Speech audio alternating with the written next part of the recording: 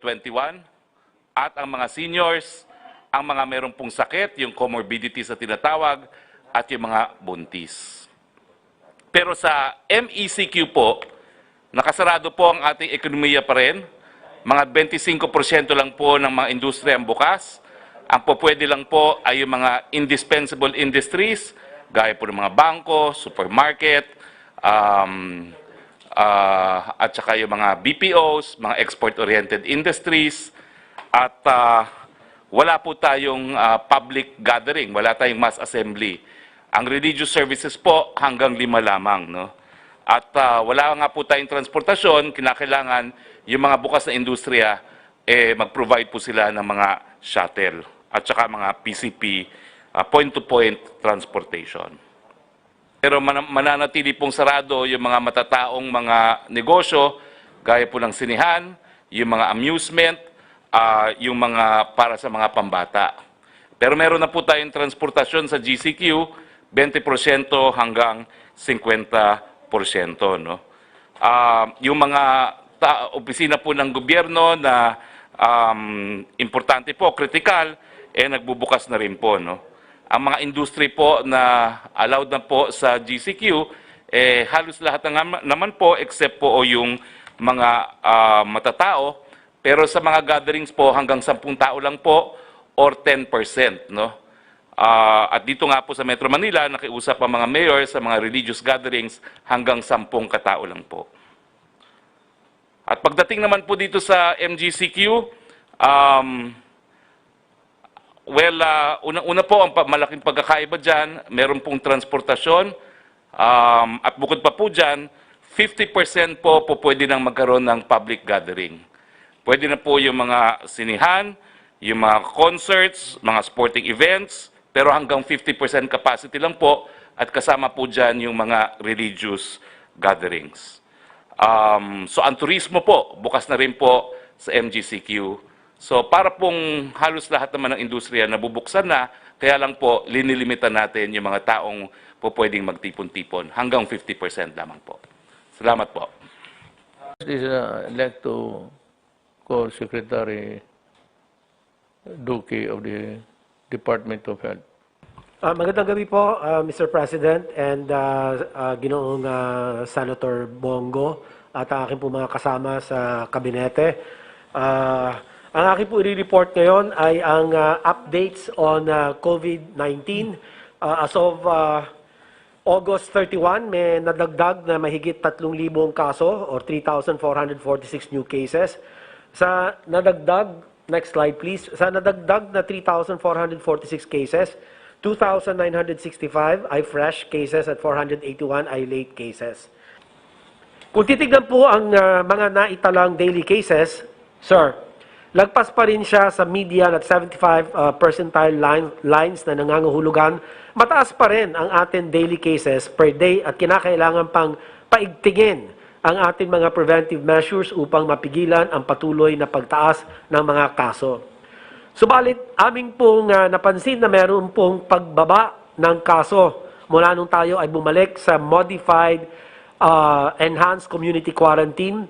At dito po, we have breached the 7-day doubling time at andun po tayo sa mga 12 to 13 days doubling time. Nagpapasalamat din po tayo sa ating po mga doktor, mga nurses, ang ating po mga healthcare workers. Dahil po sa kanilang matapat na paninilbihan, ay gumanda po ang kanilang pagkalinga at paggamot ng ating pong mga severe and critical cases. Kanya naman po ay we have managed to keep our death rates at a relatively low level. Makakaasa po ang ating healthcare workers na atin binabantayan ng kanilang health and safety at maraming salamat po Mr. President dahil yung pong kanilang allowance, yung pong kanilang health life insurance, accommodation, transportation ay ito po yung inyong iniutos at nakasama na po ito sa Bayanihan Act 2 at pati po yung pagbibigay ng 15,000 piso para doon po sa mga may mild cases. Sa larangan naman po ng human resource, next slide. As of August 30, 2020, nakapag-deploy tayo ng 21,934 health personnel for COVID-19 response. Priority health facilities na nangangailangan ng mga health personnel for COVID-19 response ay nabigyan ng 378 post-residency deployed physicians, 1,396 redeployed nurses under the DOH HRH deployment program, at 7,388 health personnel hired through emergency process. Yung pong aking mga susunod na report ay aking po ipapasa with your permission, Mr. President, kay for the community quarantine classification. Mayor, ang recommendation po ng inyong IATF ay ipasailalim sa modified ECQ ang syudad ng Iligan.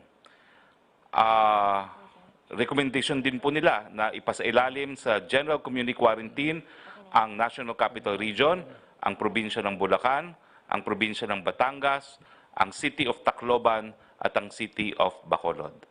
Ang iba pa pong parte ng Pilipinas, ang rekomendasyon po ay ipasailalim sa modified GCQ.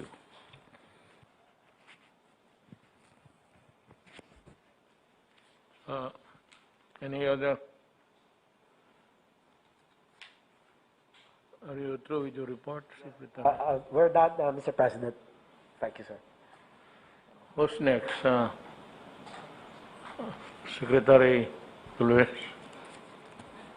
Sir, to support the report of our Secretary of DOH, we have remaining focus areas na tinitingnan po natin, mahal Presidente. Ito po yung NCR with 17 LGUs, yung Calabarzon kasama po ang Cavite, Laguna, Rizal, and Batangas, yung Central Luzon kasama po ang Bulacan, Pampanga, Bataan, Zambales. Sa Zambales po meron pong po sa Masinloc, pero kayang-kaya po ni Governor Abdani po at nag-usap na po kami. Sa Western Visayas, sa Iloilo City, Iloilo, Negros, Bacolod. Sa Bacolod po, sir, tinulungan po natin yun, no, yung City Mayor doon, si Mayor Bing. Nagpadala po tayo ng, through the BioCare, nagpadala po tayo ng 400 na remdesivir at saka meron po tayong 2,000 na PPE. And then nagpa-deploy po tayo ng 5 high-flow nasal cannula. Dahil po kailangan po nila dahil kasi may mga severe cases po doon. So natuwa na po si Mayor Bing dahil mabilis po yung ating kasi po nag-usap po kami ng Secretary po ng SBG na mapabilis po yung yung transport at nagpapasalamat po kami kay Secretary Del na napadala po kaagad yung kailangan po ng mga gamot para po doon sa critical doon sa Bacolod City. Mahal na Pangulo, pumunta rin po ako sa Northern Luzon. Binisita ko rin po yung Northern Mindanao, yung Cagayan de Oro. Tumaas po yung kaso ng Iligan City at nagpapasalamat din po ako kay Mayor po na Oka Moreno na tinutulungan niya po yung Iligan. So yun po ang ginagawa po natin, pinag-ano po natin yung ating mga mayors, lalo na dito sa NCR, nagtutulungan din po sila. So yun po ang ginagawa po natin. Then tumawag rin po si Mayor Beng Climaco, nag-text po siya, kailangan niya po ng test kit, so magpapadala rin po tayo dahil kasi tumataas din po yung kaso niya because of the LSI at saka po yung mga importations at saka may mga local transmission na po siya doon. And then marami po tayong i-construct, sir, na ang natin, ang target po natin, expand po natin ang capacity natin sa ating mga hospitals na more or less 1,000 po na additional beds. So may expansion po tayong ginagawa sa PGH, meron po tayong expansion sa Rizal Hospital, meron din po tayo sa Quezon Institute at sa iba pang mga hospital dito sa Metro Manila na more or less 1,000 na beds po ang yan po natin doon. Kasi pagka nagplano po tayo magluwag sa ekonomiya, kailangan po talaga palakasin po natin ang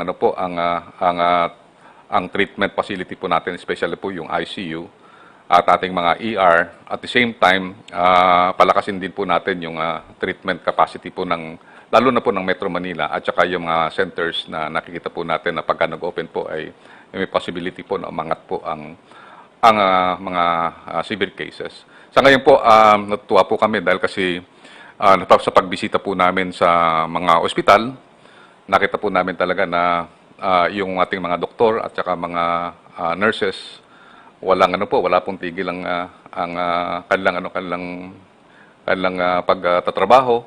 At ngayon po nga po, dahil National Heroes Day, nag-ano po si Secretary Lorenzana na nagbigay po siya ng statement supporting our healthcare workers, na alam natin sila ang inaasahan nating mga heroes today because sila po so nagbigay po kami ng joint statement in support of our health workers.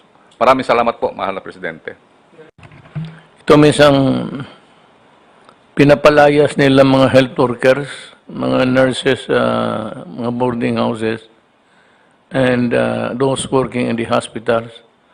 They are summarily dismissed from the residence, whether it is leased, rented, or yan ang kakaano ng loob. Kaya itong mga to, we must have a mechanism. Saluin natin ito nito. We can always rent. Maraming bakanting hotel ngayon. Total, utangin lang natin. Total, mababayaran naman yan. Like to make this announcement. Po kayong lahat na mga health workers na pinapaalis sa mga inyong tinitirahan. Tama ba yung mga bahay? You're renting a room or a house or whatnot. Pero dahil nga nasa frontliner ka sa COVID, pinapaalis kayo because of the fear, unfounded, na mahawa ninyo ang may-ari ng mga bahay at yung mga kasamahan ninyo sa mga dormitoryo.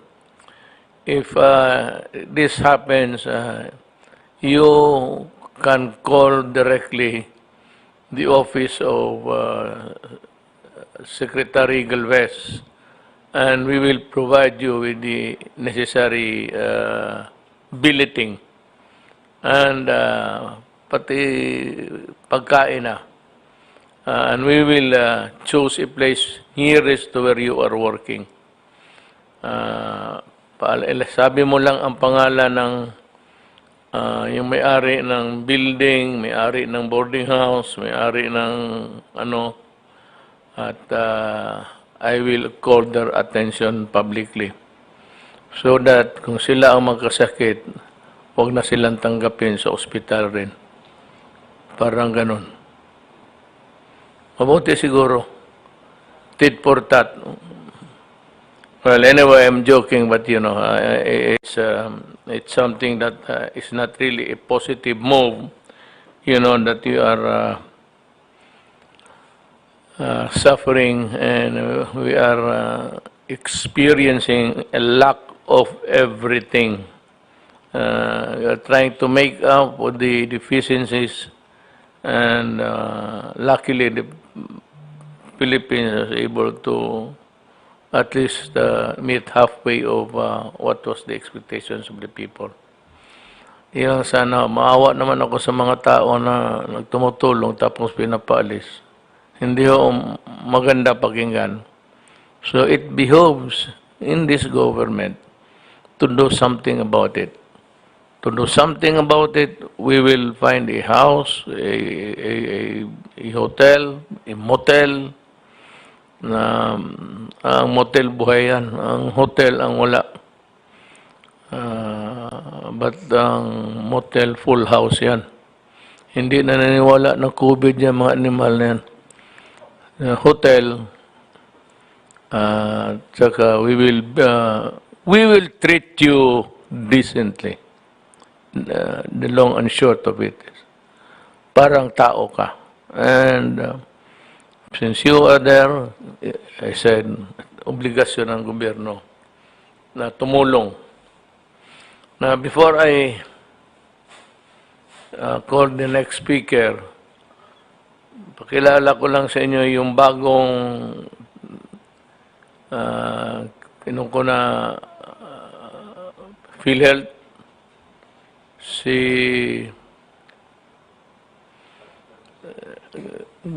Giran. He was the retired director of the NBI.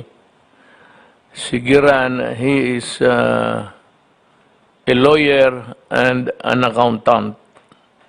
So, palagay ko, sabi ko sa kanya, the next 2 years will be devoted to fight against corruption. Maghanap kayo ng makakulong natin para may maiwan tayo sa kulungan ng mga, sabi ko, and I'll give you just like the NBI and customs. I called Jagger, si Guerrero dito, commissioner. Sabi ko sa kanya, I want to see a reshuffle of the different regional offices within the next 2 or 3 days. That goes for the NBI, pati PhilHealth. Yung mga tao na ayaw tanggalin, bigay mo yung pangalan nila. I will send them a memorandum. I will ask them to report to me dito sa Malacanang. Total, pagkatapos wala naman ang gamit nito. I will ask them to do a research on how not to serve a government properly. That should be yung thesis na. How not to serve the government properly. You study on that, and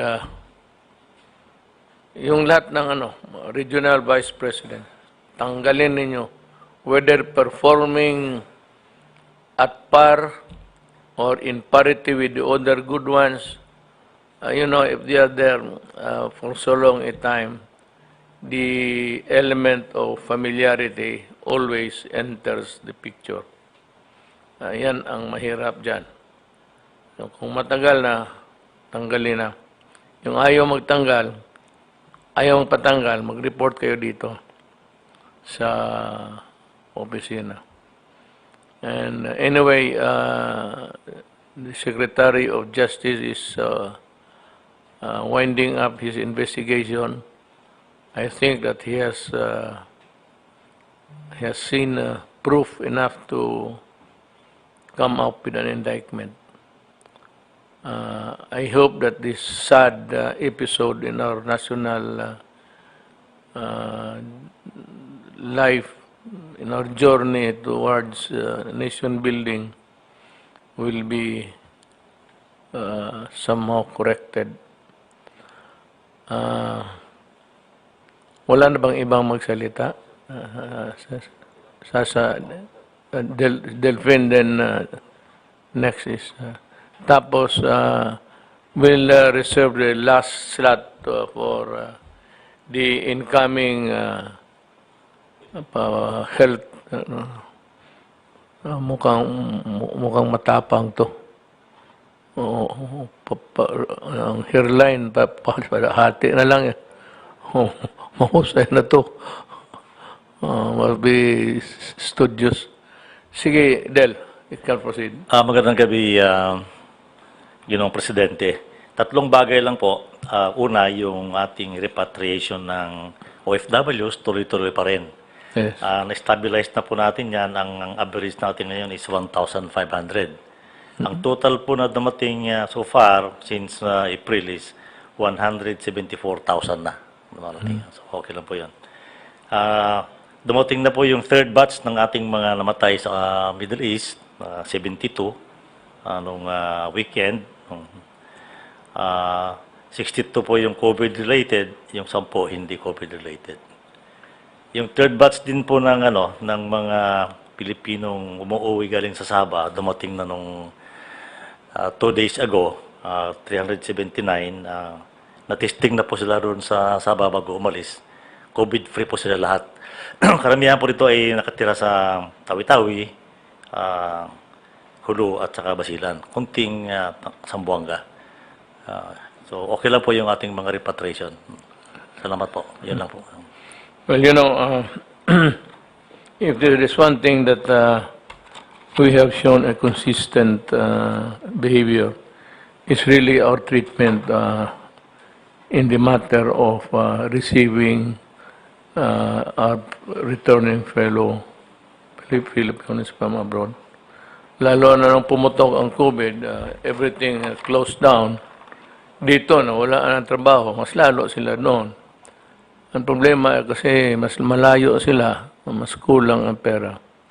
Now, we had to intervene, and I am not, hindi ako ganito, but I am not prone to just throw away praises, but yung trabaho model was really a good one, and I'd like to thank you for it. Ma'am, Secretary of Education, Secretary Brunes. I would like to brief you, Mr. President, on the recent directives which you issued, wherein you specifically mentioned the Department of Education. But before that, ano ang status ngayon ng enrollment natin? People were saying, especially the left and the opposition, that nobody will enroll because of COVID, and they were calling for academic freeze, kuno. But right now, Mr. President, as of this morning, abot na ng 23.9 million learners ang nag-enroll. Really? Yes. Every day may humahabol, no? And regional target natin, sabi namin, kung makuha lang natin 80% of last year's enrollment because of COVID and the downturn in the economy, okay na yan. Yun ang aming commitment sa NEDA. Pero ngayon, it's already 86.8% ang of last year's numbers. Ang public school natin, Mr. President, 97% na of last year's enrollment nakuha natin. I'd also like to report, Mr. President, kasi we are introducing, and thank you for mentioning in your SONA the approach to learning which we are initiating, yung distance education as well as blended learning. Sabi namin, i-dry run namin, i-simulate namin, kasi ngayon lang ito nangyayari na aside from online platforms, we will be using TV, we're going to use radio, in addition to printed materials. So, umabot na ng 516 schools all over the country, nag-dry run, at nakita natin ang mga challenges na ko-correct kaagad. So, ang challenge na remaining, Mr. President, are the learners from the private sector. Kasi 43% pa lang ang mga learners from the private sector ang nakabalik.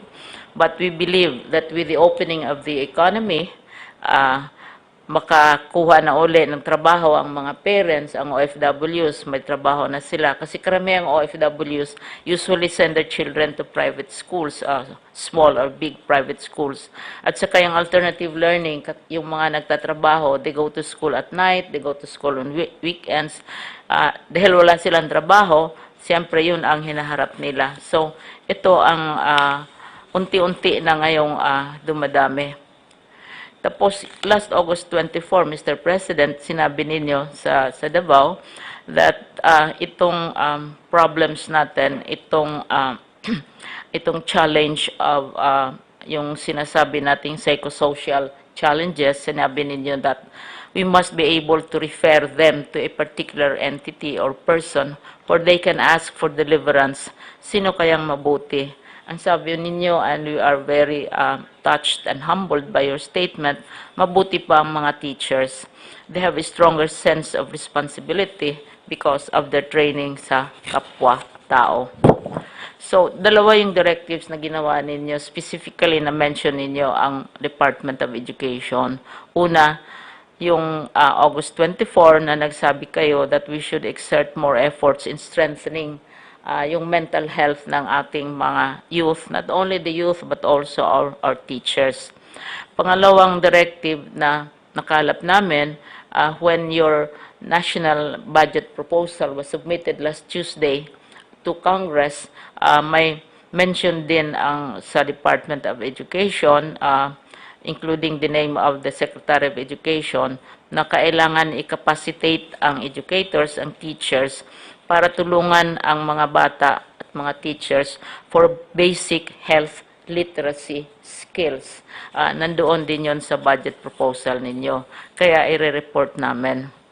Now, on the matter, Mr. President, of itong psychosocial problems which have emerged, so far, sa mga bata, sa aming K-12 learners, isa ang kaso na talagang documented na makita natin na may relasyon sa COVID.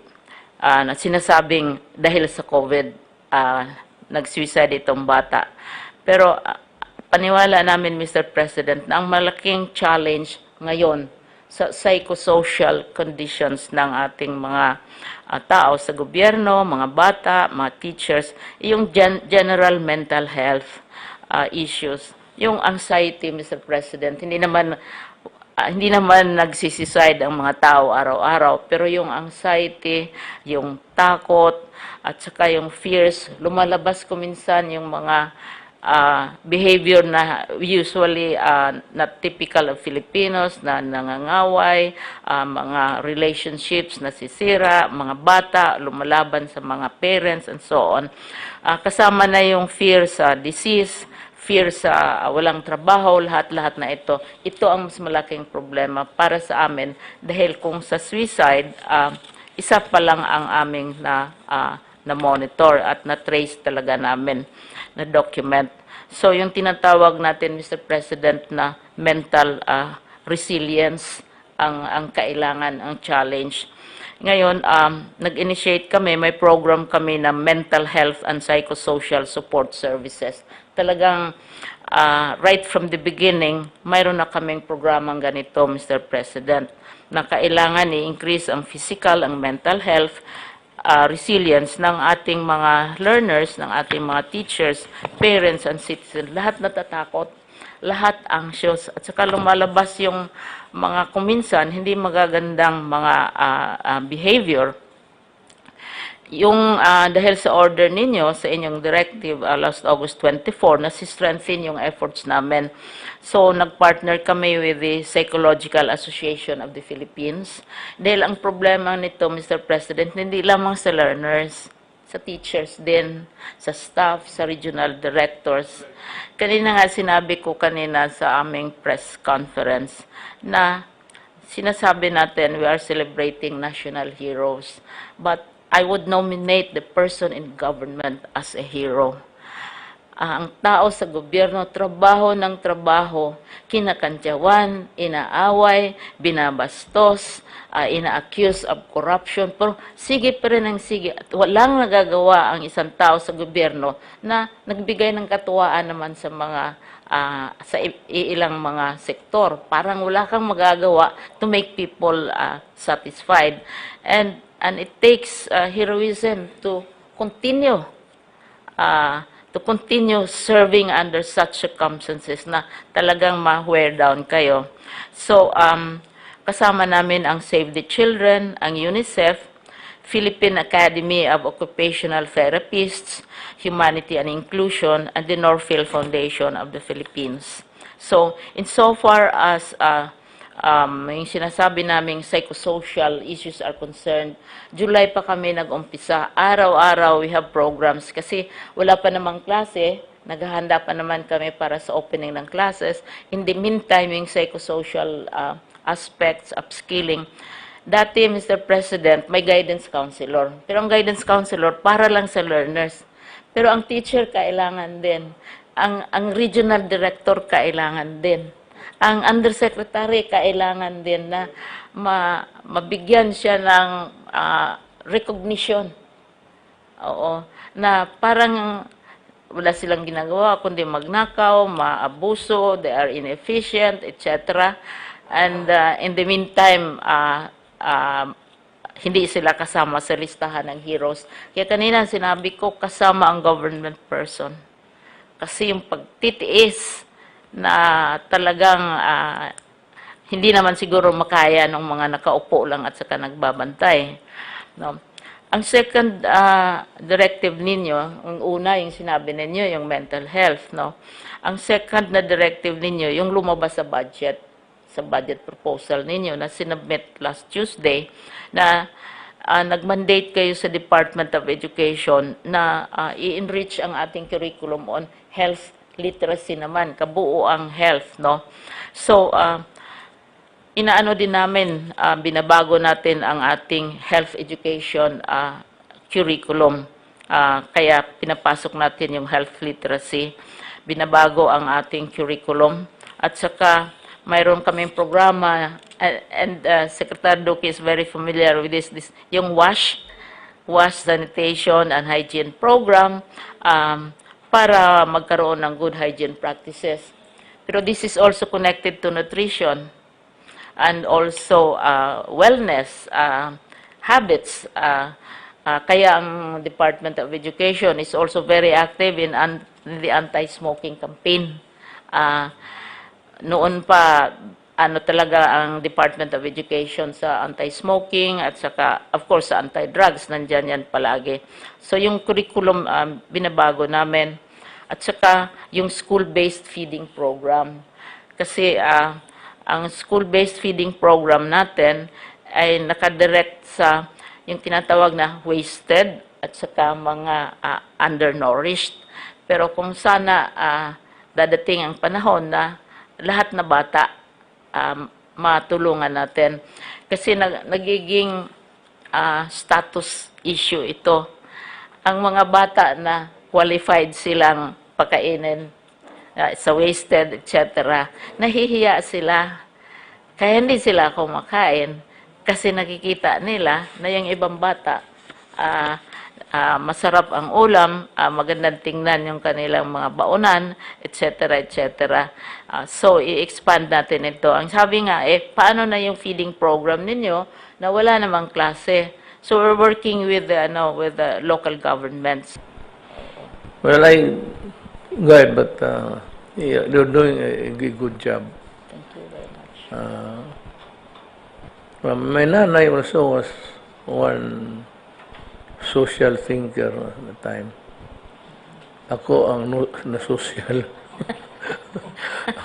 Ako ang nabaliktad, naging social problem. I hope. My mother was also one of the advocates yung gano'n ng iwanan niyang pamilya. She would always nag my father to come up with a program to intervene sa Usually, yung mga may problems na gano'n na yung ganong klaseng behavior, matitrace sa family relationships na iniwanan, tapos, mga, as I said, yung confusion about their identity, at saka this is ano-anong tinuturo sa kanila. This is not an indictment of the male species dito. Pero itong putang na Pilipino na to, they just live together without benefit of a marriage, create a family, maybe a family home. Ang mga problema nitong unggoy nito, kasi because they are not beholden, unless those who are really with the conscience, kasi wala mang kasal, iniiwanan lang ang mga pamilya. Yan ang gusto ko talagang patayin. So I want to bring the DDS here, pero mahalata eh. Yan ang gusto kong patayin mo kung pagkawalang. Diyan ako galit sa mga ganon. Totoo lang. Tapos mambugbog pa. Kaya yan, pagdating sa akin, bugbog rin abutin sa akin. Saka yung violence sa family, isa din yun sa causes ng dysfunctional behavior yung oo. Kasi kung anong Kita. He will do. gagawin nila. So yun lang, Mr. President, yung dalawang bagay, yung yung mental health at saka yung health literacy na isama namin sa curriculum namin. Mental health is closer to my heart because my mother spent her lifetime onto it. So, just give me the memo na lang tayo para kung madalian. To, from, gano'n na lang. Yes. To remind me. Yes, Mr. President. Thank Para you. madalian dito. I'm more, my administration has always been more on sa tao. Sa tao ako, hindi ako sa yung grandiose din. No? Ang ano ko talaga is, siguro I just learned it also from my father. Ganon ang ano niya. So, who's next? Wala na? Senyor Giran, your time. What will you do with the corrupt officials of PhilHealth? Good evening, sir. Go ahead, mag-ihila ako. And of course, Senator Bongo, and the rest of lone lady, and the rest, and of course, the honorable gentleman here. Good evening sa atin lahat. First, I've been hearing about, or rather, I've been listening about hearings conducted by the two chambers in Congress, Senate, and the House of Representatives. I was really aghast about the sorry state of PhilHealth. Corruption here and there. The investigation is not yet over, but Senate has indicated that they will render a report next week, and there will be cases filed. The NBA is also investigating it. They know the gargantuan task of doing the job of the leader of PhilHealth. But I don't know why they pursue with it. As a matter of fact, I did not apply for the position because I know it's a very tough job. But you know, as just like a good soldier, just like General Galvez and for Secretary of National Defense, I'm also a good soldier. I'm one who would not back out from a mission. And this is a mission. I know it's a huge mission. And I am consoled by the fact that this early, there have been supports coming in. First, the gentleman here, he was telling me he will act as a consultant pro bono. And then there is Senator Bongo who told me that he will support me. Sabi niya, Dante Tol, gusto ko ibalik ang pera ng taong bayan sa kanila. At pag may naimbestigahan ka dyan, at saka may mga luko-luko dyan, putulin mo yung kamay nila. Gano'n ang salita ng NBI? Di po, si Senator Bongo po, sir. So, and I have a lot of text messages here supporting me for the position, for the assigned task. And all I have to do is to restore the trust and confidence of our people to PhilHealth. Restoring the trust and confidence of our people to PhilHealth is equivalent to restoring the trust and confidence to our government, to the governance. And Senator Bongo was telling me, I have to strike a balance between improving the PhilHealth services to our people and addressing the perennial issues of deeply rooted corruption in the PhilHealth. And for this, sir, Mr. President, I would say for another, thank you very much for giving me the privilege to serve our people. This is a privilege that is not given, that is not offered to everybody. And this is an honor for me. Not only for me, but the name of my parents already. Tante, And kinuha kita, I called the three of you. Yung NBI na papalit sa iyo, pati si Jagger. Well, si Jagger kasi, total, pag-usapan lang naman din. There were times that he relied more on people that were already old hands there. Napasok siya sa bulsa. Sinabi ko sa kanya straight, drug is still flowing inside the country sa customs. Sabi ko, gusto ko sana sabihin kanina na, di ba naghingi may siya ng baril? We got approved the purchase of firearms and until now, wala ka napatay na isa. So, sabi ko sa kanya, shape up. It is when you are new, you are a babe in the forest, and you begin to rely on people with whisper that, sir, tutulungan ka namin dito. And when they gain your confidence, you become to rely on what they say until you believe that they are doing the right thing. Kaya sabi ko sa kanya, Ritso, ang droga pumapasok pa rin. Gusto ko pumatay ka dyan ng total bakapan kita, hindi ka makulong.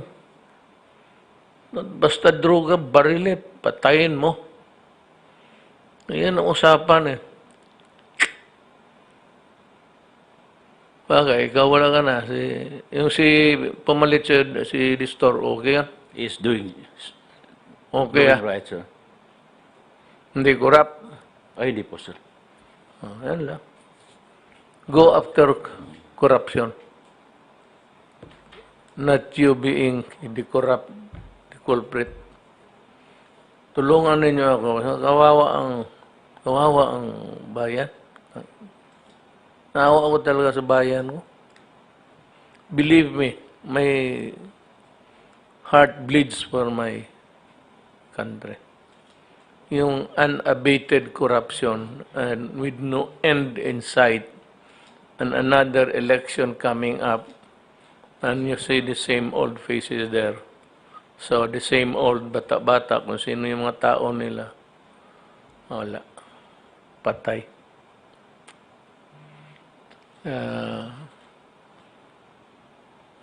Sabi ko nga yung revolutionary government should not be discussed in sub rosa.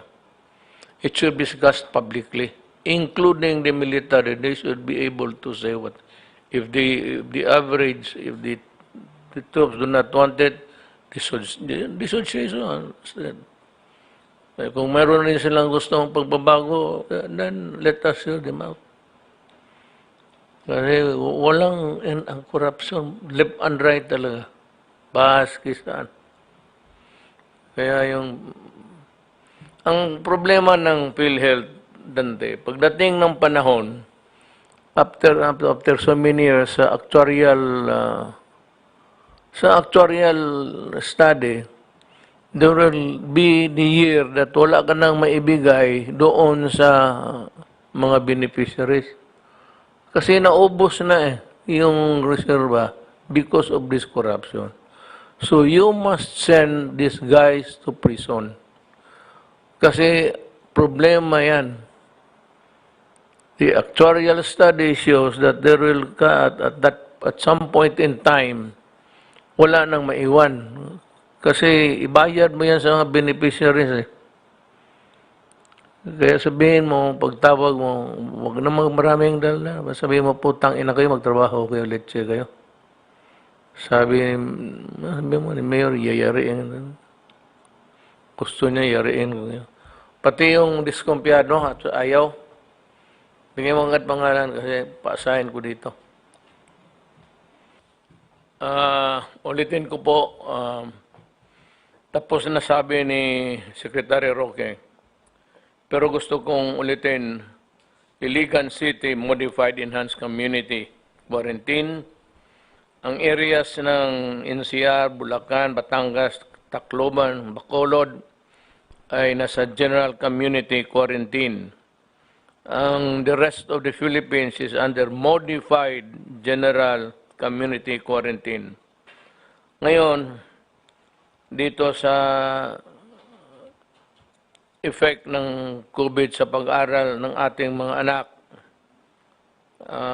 kailangan natin na tulungan, lalo na a tertiary education subsidy for dependents of displaced, non-returning, repatriated, or deceased OFWs due to COVID-19.